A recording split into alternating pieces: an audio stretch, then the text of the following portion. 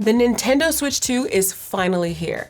I got to demo the console, testing out a variety of new features with a bunch of games, including Metroid Prime 4 and Donkey Kong Bonanza. Switch 2 comes with a ton of upgrades. Some of them I love, and others not so much. Let's get into it. With the Switch 2, the screen is wider and larger, with a 7.9-inch LCD screen supporting a 1080p resolution, 120Hz refresh rate, and HDR. On paper, it's a minor spec bump, but you can really see the improvement from the OG Switch's 720p resolution and 60Hz refresh rate. Breath of the Wild looks like a completely different game, with the improved lighting and the crispiest textures and graphics. It's hard to describe the weight of the Switch 2 because Nintendo had all the consoles and controllers anchored with anti-theft devices, but the Switch 2 is the same width as the original, so it still feels good in your hand, unlike chunkier handhelds like the Steam Deck, which leave me with permanent crab hand after extended play sessions. Nintendo says the Switch 2 will have a 6.5-hour battery life, but it'll depend on the game you're playing. So resource-intensive games like DK Bonanza or Breath of the Wild will probably eat up more of that time.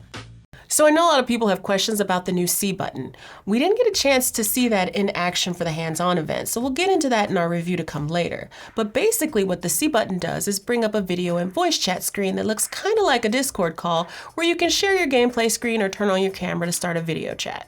Chat supports up to 4 people with screen sharing and 12 people with voice chat, but I'm definitely going to need to beef up my friends list if I'm going to be making use of that.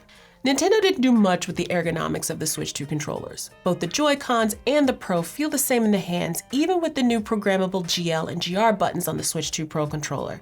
You might not even notice them. I didn't. Perhaps the biggest innovation with the Nintendo Switch 2 is the Joy-Con mouse controller, and I gotta be honest, I'm not sold. For example, Metroid Prime 4 supports 3 types of control schemes. You've got basic controller mode, mouse mode, and split Joy-Con mode.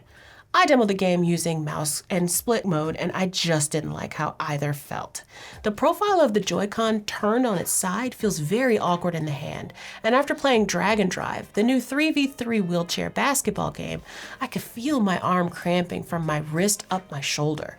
Folks with minor issues with wrist or shoulder pain are gonna feel this, even after short play sessions. This was awkward as hell. The developers also understand that most folks don't play with a flat surface directly in front of them, so you can use your lap for mouse controls, but please make sure you're wearing pants. One of the big new flashy features for the Switch 2 is the new camera and microphone. We got to try out both with the Mario Party Jamboree TV expansion, and seeing it in action, it's pretty cute. To start, you have to calibrate the camera with your face by lining it up within a box. It then captures your full body for some neat visual effects. The microphone will pick up your voice from a distance and has some pretty good noise cancellation to not pick up what's going on in the background. There were a number of games to try out, and first up is Mario Kart. Mario Kart World is pretty much the must-own game for the Switch 2. The first thing I noticed is simply how beautiful the game is.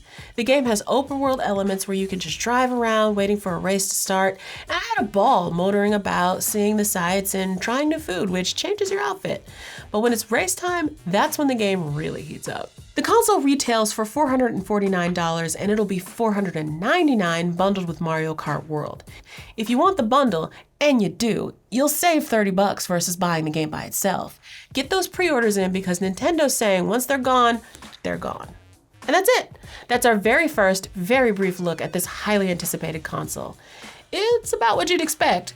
Quirkiness and creativeness from a company known for clever solutions and new ideas. It's not a spec beast, but with the Switch, the experience comes with the games, and they've announced a lot of them. Of all the games I played, Donkey Kong Bonanza was the most fun, and I'm really excited to see the Dusk Bloods. Should be a fun Switch summer coming this year. Thanks for watching. Be sure to hop on over to theverge.com to read more about the Switch 2 and how to get one, and let us know in the comments what you think.